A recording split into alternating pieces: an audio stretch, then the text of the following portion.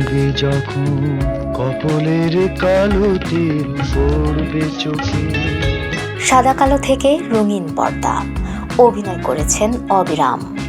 কখনো নীল আকাশের নিচে হেঁটেছেন রোমান্টিক নায়ক হয়ে। নীল আকাশের নিচে আমি রাস্তা চলেছি একা। কখনো হাজির হয়েছেন পিতার বেশে।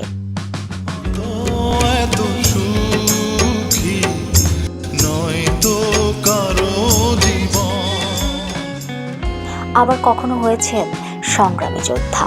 অভিনয় দিয়েই সাধারণ থেকে হয়েছেন কিংবদন্তি। নায়ক থেকে উপাধি পেয়েছেন নায়করাজ। তিনি ঢাকাই সিনেমার নায়করাজ রাজ্জাক। বাংলা চলচ্চিত্রের মধ্যমণি ও কিংবদন্তি এই অভিনেতার জন্মদিন 23 জানুয়ারি। 1942 সালের এই দিনে কলকাতায় জন্মগ্রহণ করেন তিনি।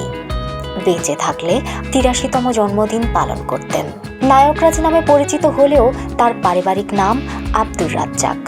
1964 সালে কলকাতা থেকে তৎকালীন পূর্ব পাকিস্তানে চলে আসেন তিনি।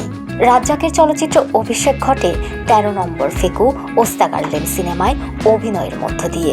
নায়ক হিসেবে তার আত্মপ্রকাশ হয় জহির রায়হানের বেহুলা চলচ্চিত্রে সুচন্দার বিপরীতে।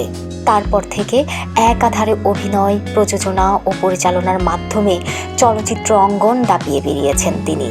আগুন নিয়ে খেলা, নীল আকাশের নিচে, জীবন থেকে নেয়া, ওরা 11 জন, আলোর মিছিল, ছুটির ঘণ্টা সহ মোট 300টির বেশি বাংলা ও উর্দু ভাষার চলচ্চিত্রে অভিনয় করেছেন রাজ্জাক। 1990 সাল পর্যন্ত বেশ দাপটের সঙ্গে ঢালিউডের সেরা নায়ক হয়ে অভিনয় করেন তিনি।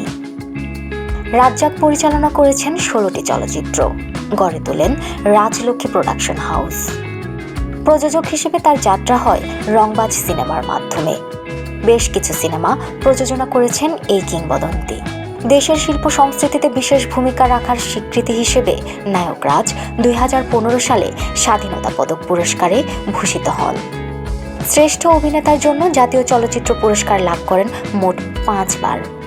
জাতীয় চলচ্চিত্র পুরস্কারে আজীবন সম্মাননা পুরস্কার পান 2013 সালে। এছাড়াও মেরিল প্রথম আলো পুরস্কার সহ অসংখ্য সম্মাননা পেয়েছেন তিনি। 2017 সালের 21 আগস্ট সবাইকে শোকের সাগরে ভাসিয়ে 75 বছর বয়সে পৃথিবীর মায়া ছেড়ে চলে যান ঢাকাই চলচ্চিত্রের এই অবিসংবাদিত রাজা। তবে জীবনভর রূপালী পর্দায় নানা চরিত্রে ভেসে ভেসে অনন্ত প্রেম সিনেমার এই নায়কও অনন্তের পথে চলে গেলেও কোটি কোটি ভক্তের হৃদয়ে তার দীপ নেভেনি। আর তাই চলচ্চিত্রের অগ্রজ ও অনুজের কাছে রাজ্জাক নামটি গর্ব আর অনুপ্রেরণার।